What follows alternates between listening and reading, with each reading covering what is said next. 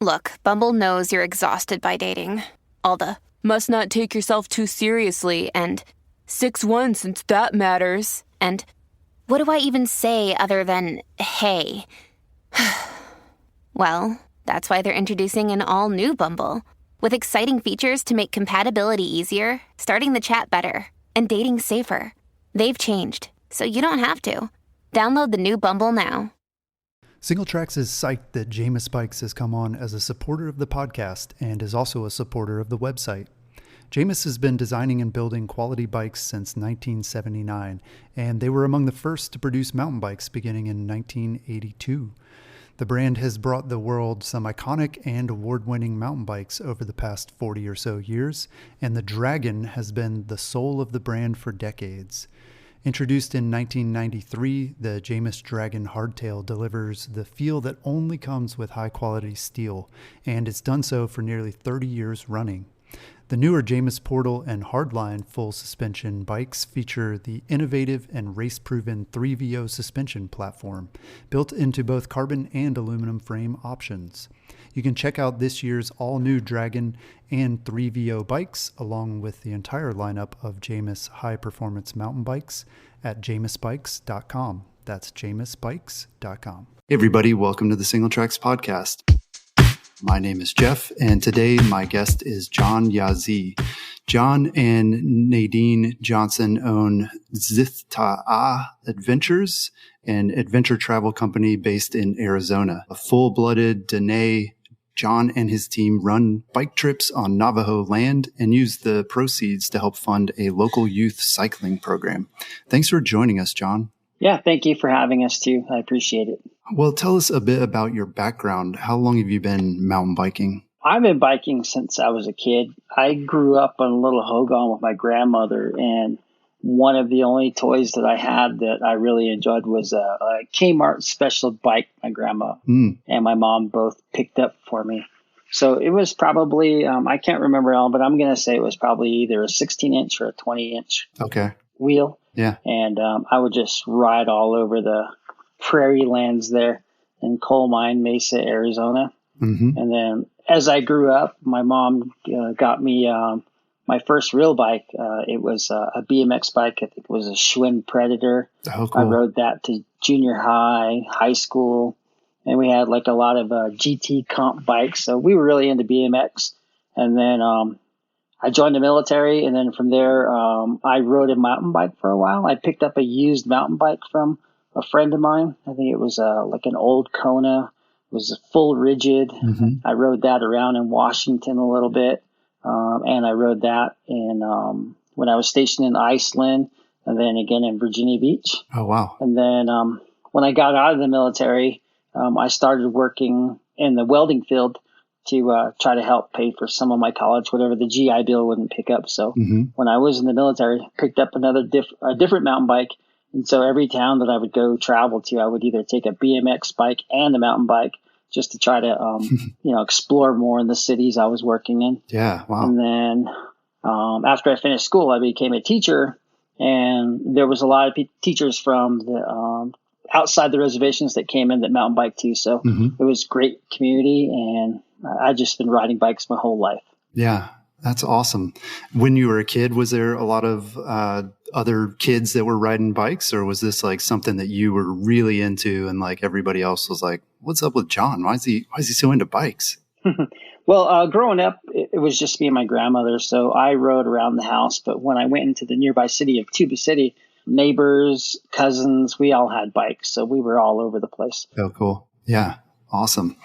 Well, what makes the Navajo Nation land so special and unique? And tell us a little bit about what the riding is like there as well. Well, I think obviously culture. So I think, well, it's hard to say. I mean, from an insider's perspective, it's really hard to say. But I've asked friends, and I think one of the things that they always say is that it's just unknown. It seems so closed off that that's what makes it interesting, I guess.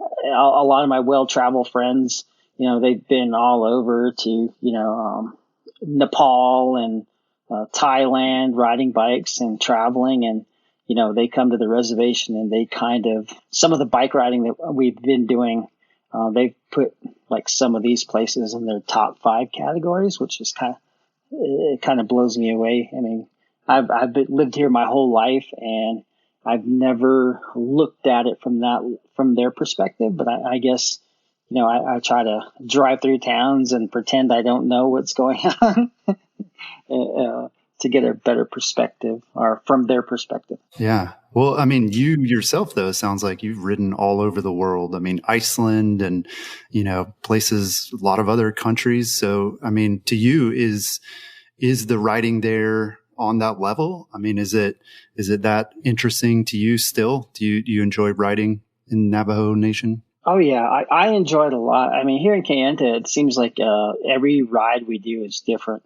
I've done some bike pack routes with some friends, and then I'll take another group out of friends, and it seems like there's always something different. And I think a lot of that has to do with the different people, I guess. I mean, it makes for a different experience every time, even though it's the same route. Yeah. But a lot of the rides here we don't have a lot of single track, so we ride a lot of double track and old sheep trails to try to get over to our destinations where we're camping, which are usually like really cool overlooks.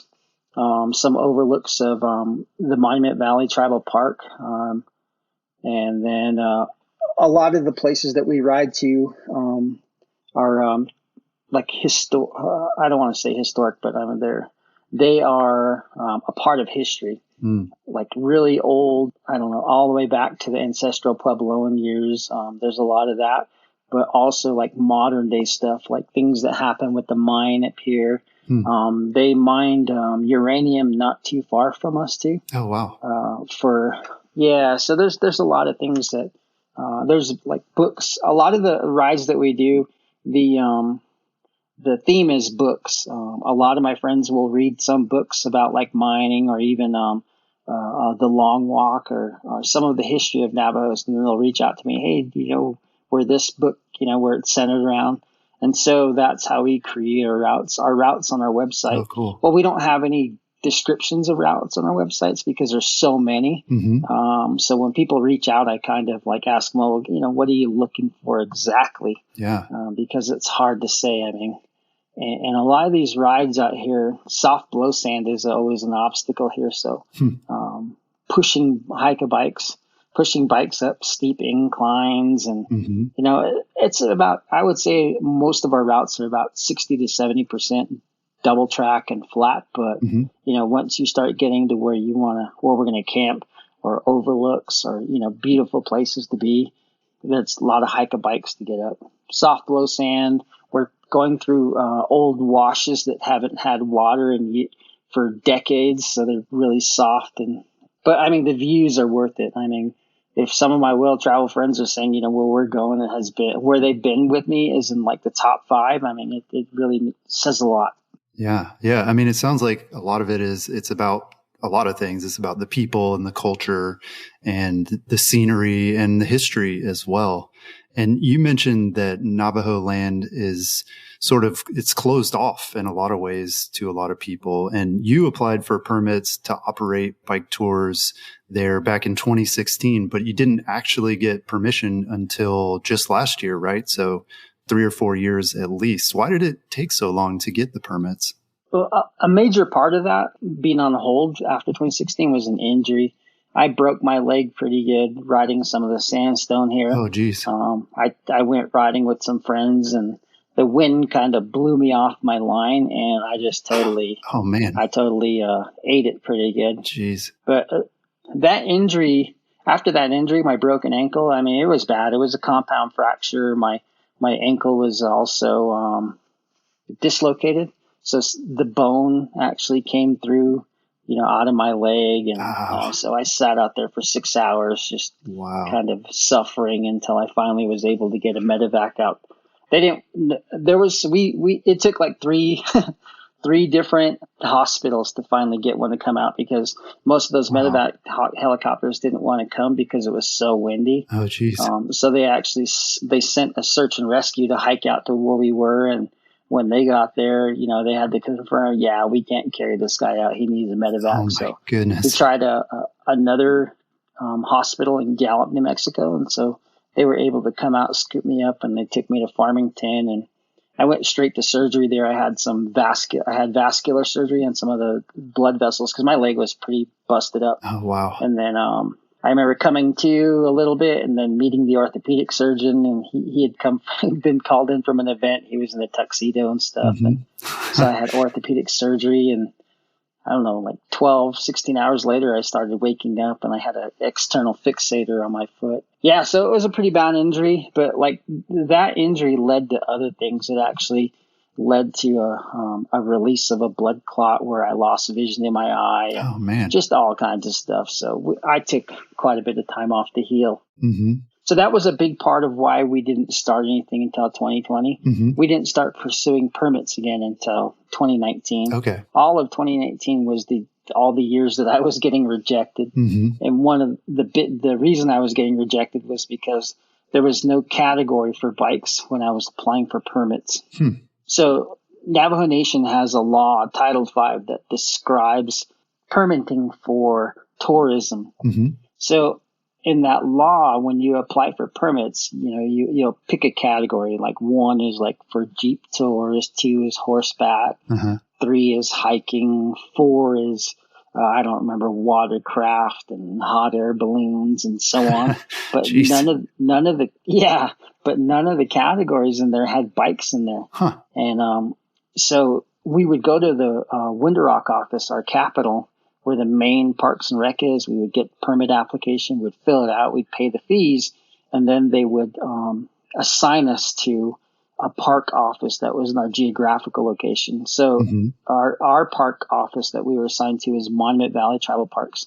And there was kind of a disconnect. Now, I don't want to get anybody in trouble point names, but there was a disconnect between the main office and the sub office, and where the main office was saying, sure, here, we cashed your check, you're good to go. And then we'd go apply for permits for a specific weekend or something. And we'd always get rejected because they would say, there's no bikes allowed.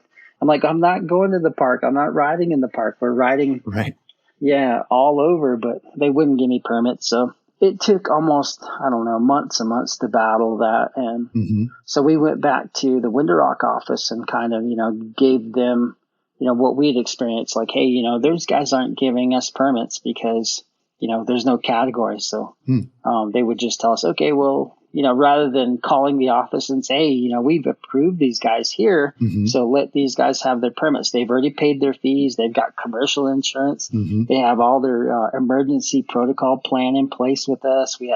And now we have a COVID plan with them, and it's all approved. But anyway, we got the permit.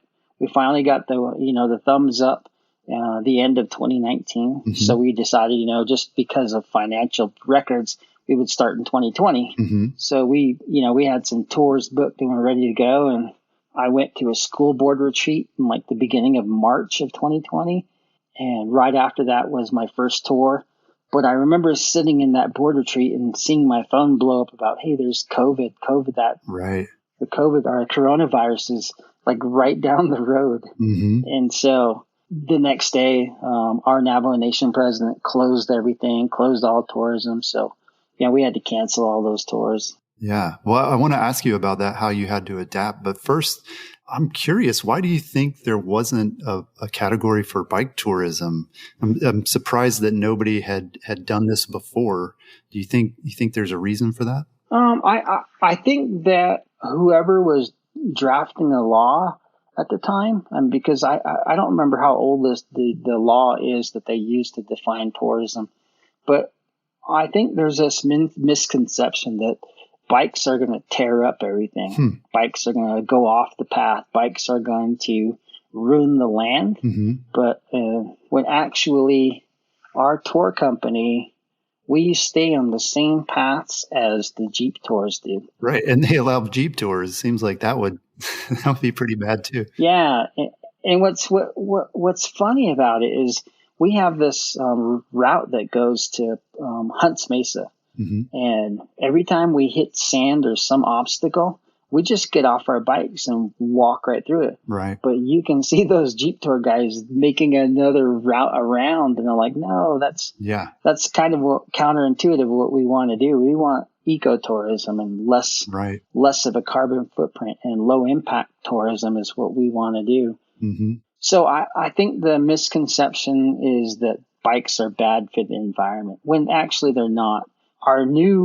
I've been meeting with some of our council delegates and some of our leaders, and they understand that. They understand that bikes are actually better for the environment, that they do less impact. But it's just trying to get that law changed. I'm working with a couple of council delegates now to amend that law to include bike packing and bikes in the permitting category as a category for permits now. Yeah, that's cool. Well, yeah, you mentioned though that COVID kind of threw a wrench into your plans to launch tours in 2020. So how were you able to adapt? It sounds like you're starting to ramp back up and doing some private tours, but yeah, tell us a bit about how you had to make some changes. Well, obviously, we weren't able to run tours, which we were kind of bummed out. So we canceled a whole bunch. And I was sitting down with Steve Fastbinder and Liz Scully from Four Corners Guides. They have a guide company, and we were sitting down, and they've always talked about doing, reaching out and doing some youth stuff with Navajo kids. And so I was their contact for that. And so that was kind of what inspired me to do a youth thing. So we were able to look at the COVID legislation and some of the executive orders that our Navajo Nation president issued about COVID.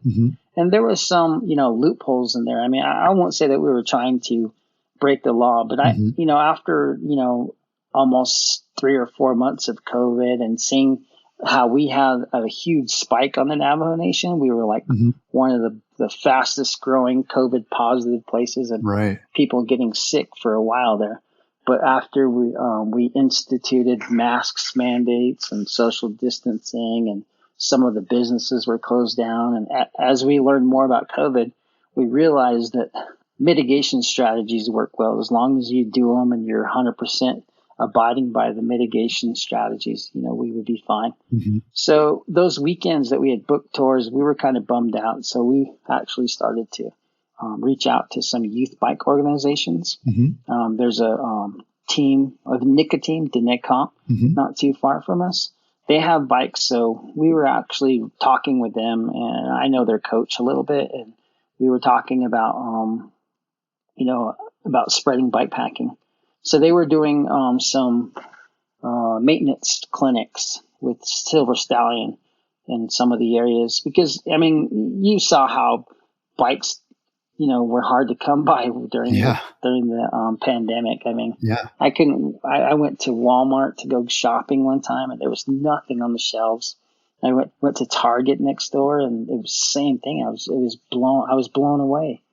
So because of all the demand for bikes on the reservations and people couldn't get bikes, most of the bikes that people had, there were minor repairs, flat tires, the brake cables, little things like that.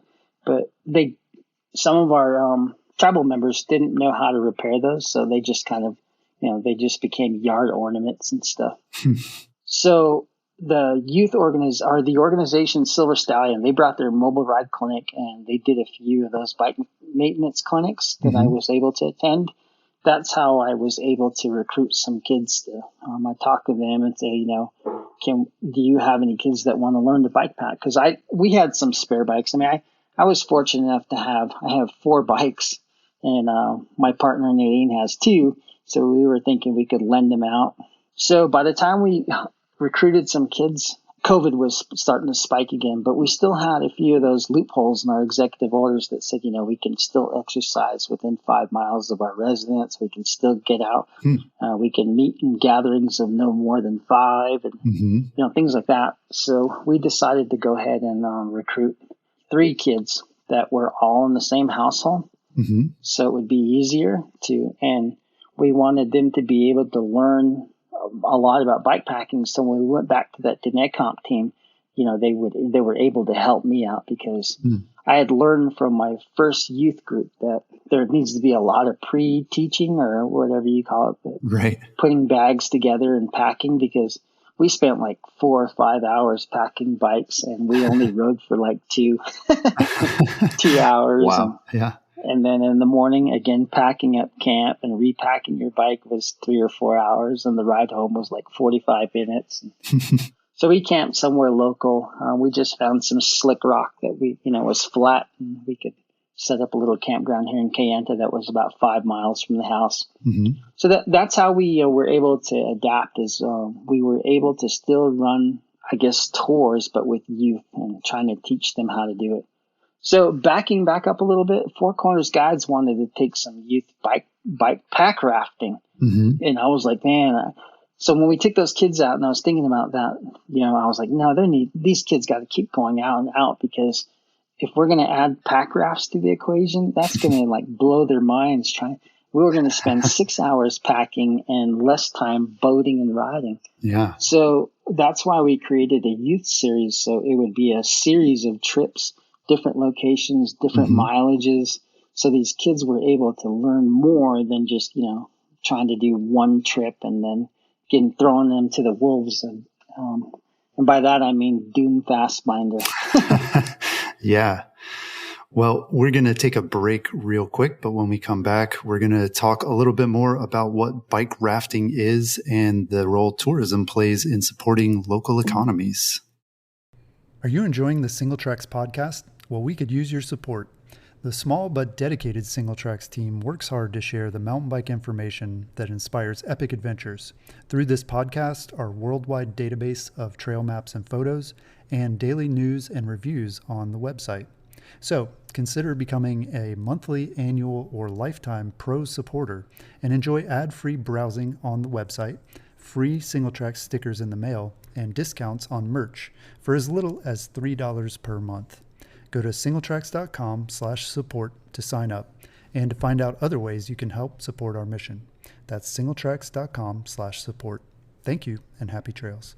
And we're back. So John, on your Instagram page, I see photos of bikes being carried in river rafts, and you mentioned bike rafting. I'm curious to know, how's it different from bikepacking, or is it like part of it? Like you're able to kind of incorporate it into a traditional bikepacking trip? How does that work? Well, yeah, that's exactly. I mean, they're both related in that we can explore more terrain with the raft on the bike. So, for example, like if we were bikepacking, you're riding to some beautiful place or some wilderness area. You set up camp, and you do overnight or multiple days.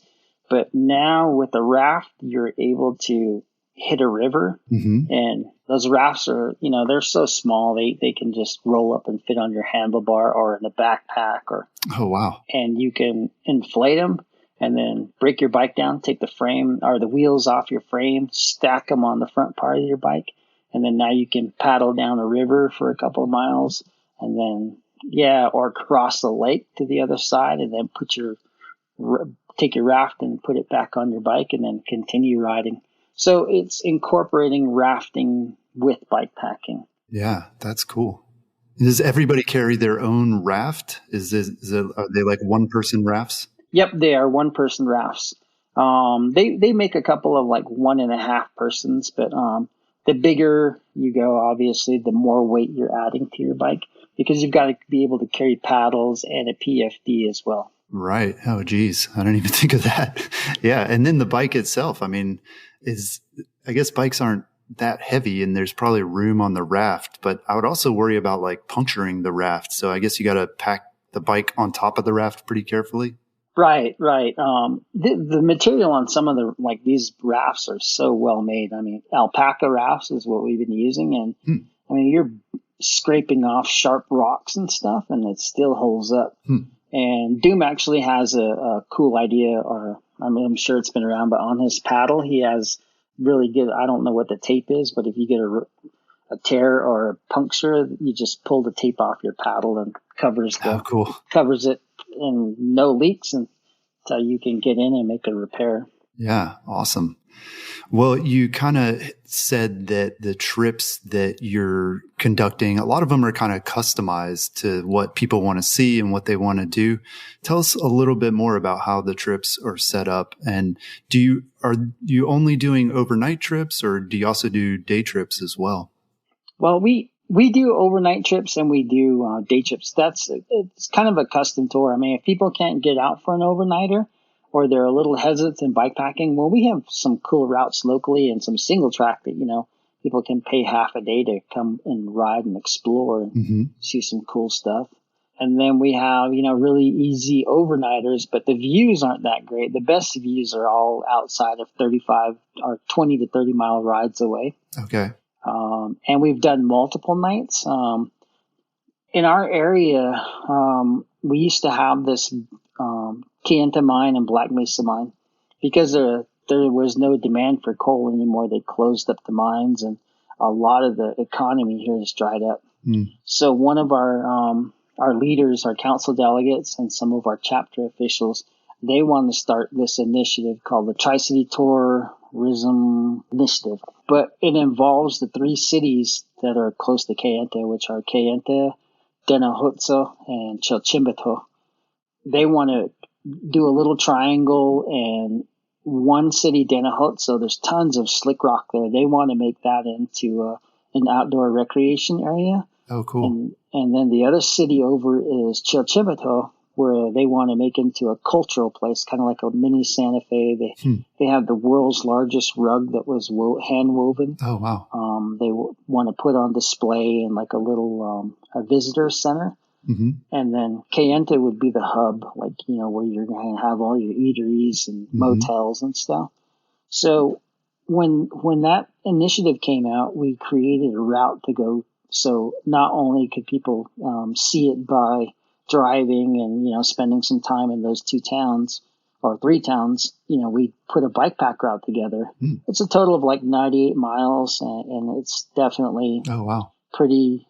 I'm not going to say intense. It's not intense, but there's soft blow sand. It's a lot of flat riding, but it still takes 4 to 6 hours to do. So we have the ability to do up to 5 nights. But again, my issue is that I'm still full-time employed. Right. So a lot of these are going to just be weekends until we start building more infrastructure capacity, and maybe we can hire another guide that can do day trips and stuff too, if everything works out. Yeah. What is the best season for these types of trips? I mean, sounds like with your full-time job, best season for you is the summertime, but when's like the weather good and people are going to really enjoy the trip the most? We try to shut down for the summer, because it's so hot and dry. Yeah. And I think the best times of the year are September is still hot. We'll open up in September, but October through April are some of the best seasons. I like cold camping. I mean, it doesn't get below 0 degrees out here, but I like to get out in the winter time and take a 0 degree bag. So I'm hoping we can still book some tours. It'd be cool to do some, guide some trips this winter. Yeah. And what's the cost? I imagine it depends on the trip and the number of days, but what is sort of the range of costs that these trips? On our website, we have $1,700 for a group for 48 hours, whatever you want to do for 48 hours. So the group the biggest group, our group ratio is 1 to 4 for guides. So I can take 4 people out. If Nadine wants to join, we can do, 8. But at the moment, because of the law, or they've opened up Parks and Rec, but they opened it up to 50% capacity.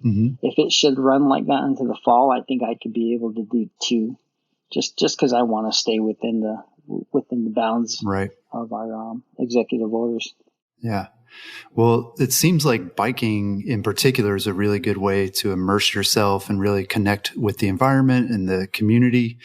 Beyond helping guests with the logistics of a bike trip in the Navajo Nation, are you able to provide history and context as well? Sounds like there are a number of books that people can read, but I imagine you also have a lot of local knowledge that you're able to share with folks.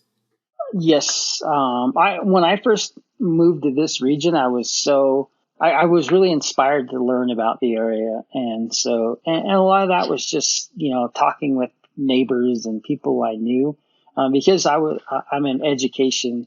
I know a lot of the teachers here before I even moved here.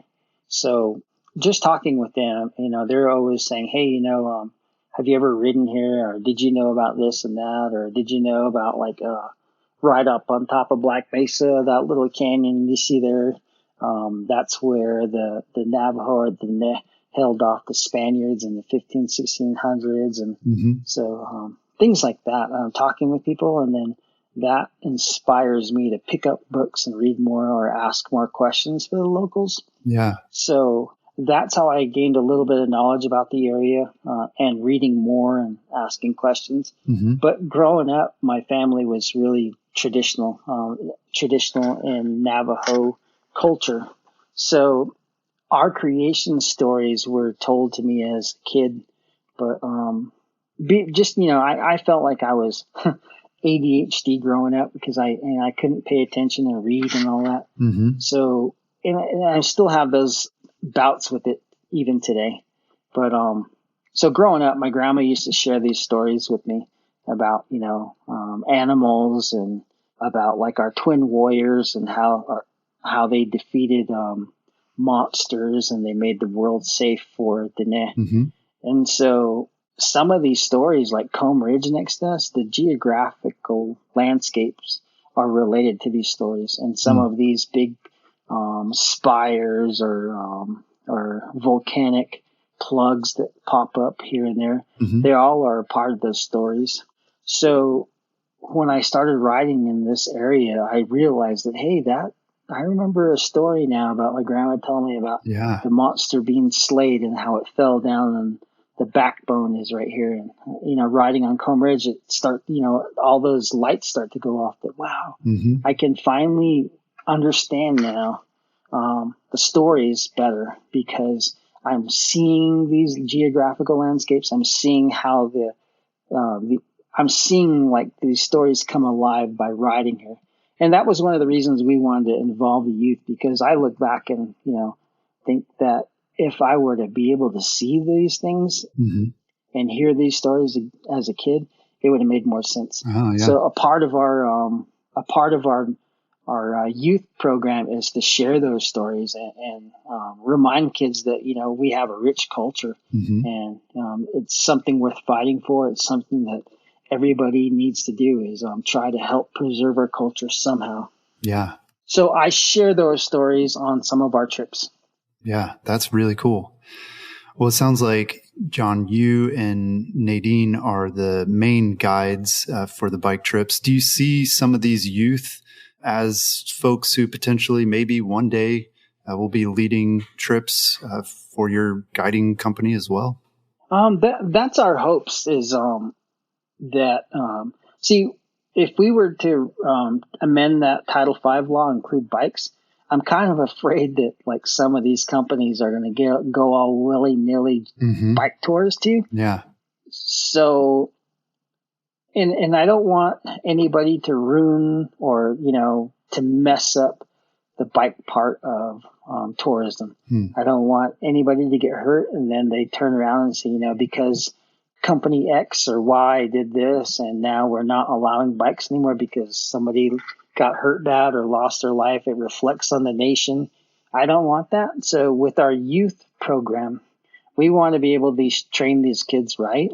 We want them to be able to have experience enough to assess somebody else's experience with a bike. I mean, we don't want these kids to look at somebody and say, hey, we're going to take you 70 miles and people aren't capable of it. Right. So that's part of our mission. And then plus, once we start raising money, we want to fund this youth program so we can get these kids WAFA certified, first aid, CPR, get them their own gear so they can help us, or maybe they'll get employed by one of those Jeep companies to do the bike part. I don't want to be possessive over bike packing and say I'm the only one, or right. I want to see everybody grow. I want to see bikes I want to be able to ride from here to the next town or run into people who are biking in the bike packing in the opposite direction. Yeah, you need a whole ecosystem, and there are a lot of different parts to that. And it sounds like, you're starting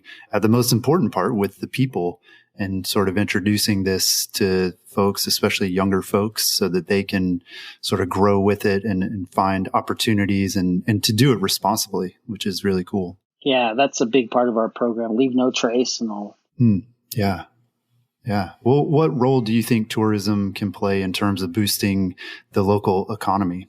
Well, I think not so much bikepacking because that's a small audience. Mm-hmm. But like if we were to have legit trail systems, there are trail systems here, but we need to make them legit and make them public so people can spend more time in Kayenta. Yeah. If we had that Tri-City tourism initiative up and running, it's an opportunity for people to spend more time in Kayenta. Mm-hmm. Obviously, you spend more time, you spend a little bit more money in local shops and vendors and, our grocery store, gas here.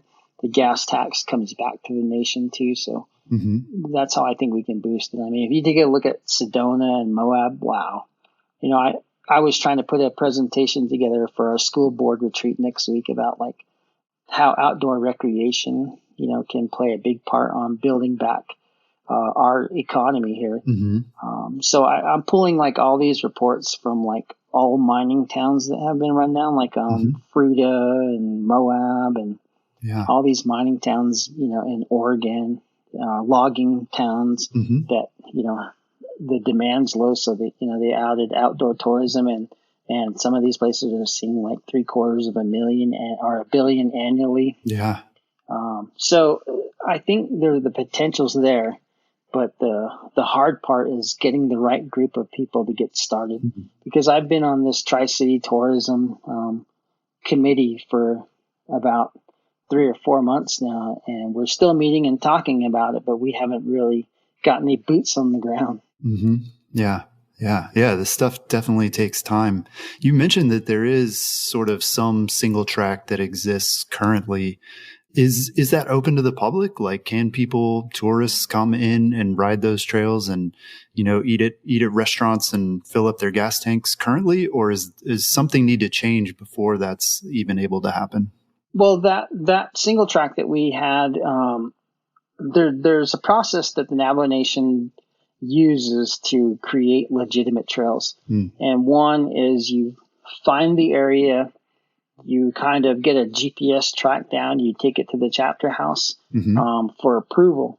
But in that approval process, you need to have an archaeological survey, a biological survey, and you have to get an approval from whoever may own grazing rights to that area. Okay. And so once all those things clear and the trail becomes legitimate, I think, it'd be open to anybody coming through, tourists and all that. But at the moment, we haven't got the clearance from the grazing committee, which is me attending a chapter house and presenting. But because of COVID, they're not having any additional things on their agendas at the local government here where we'd fit right in. And plus there's still Zoom meeting and it's hard to talk to people. They're all zoomed out. They don't pay attention. Right. Yeah. And the people that need to be there are never there. Right. Yeah. Sounds familiar. Well, is there one thing that you wish more people could understand or know about the Navajo culture? Yeah, the biggest thing is, despite what you see on TV and whatever negative perceptions you have by traveling through, or the biggest thing that I'd like people to know is that the Navajo people and culture is based on that means like family relationships.